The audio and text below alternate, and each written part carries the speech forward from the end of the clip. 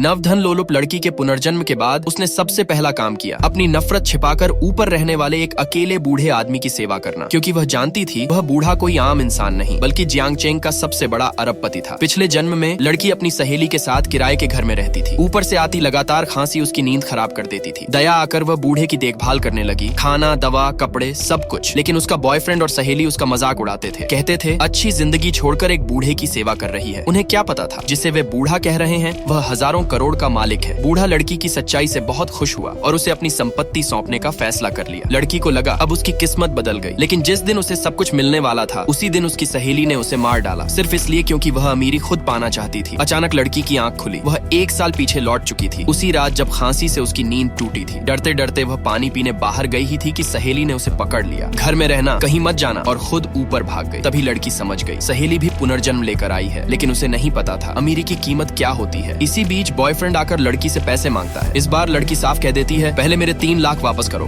फिर रिश्ता खत्म। तभी सहेली एक बैंक कार्ड फेंक देती है। लड़की पहचान जाती है ये उसी अरबपति का कार्ड है। पिछले जन्म में इसी पैसे ने उसकी जान ली थी। लड़की चुपचाप घर छोड़ देती है। कुछ दिन बाद वह देखती है सहेली अचानक बूढ़ी दिखने लगी है, चेहरे पर झुर्रियां पड़ गई हैं। मॉल में फिर आमना सामना होता है। सहेली घमंड से कहती है पूरा मॉल मेरा है। लड़की शांति से पूछती है फिर पैरों में वही पुरानी कढ़ाई वाली जूती क्यों? सबको शक हो जाता है। गुस्से में सहेली जूती कूड़े में फेंक देती है। तभी अरबपति गार्ड्स के साथ पहुंचता है। जूती देखकर वह चीख पड़ता है ये मेरी पत्नी की सिली हुई जूती है, इसे कैसे फेंक दिया? सब कूड़े में जूती ढूंढते हैं। जूती मिलते ही वह खुद झुककर सहेली को पहनाता है और कहता है ये जूती कभी मत उतारना, जो चीज तुम्हारी नहीं उसे पाने की भारी कीमत चुकानी पड़ती है। सहेली मुस्कुराती है, लेकिन लड़की जानती है। सब्सक्राइब कर लो यार, अगला पार्ट मस्त आएगा।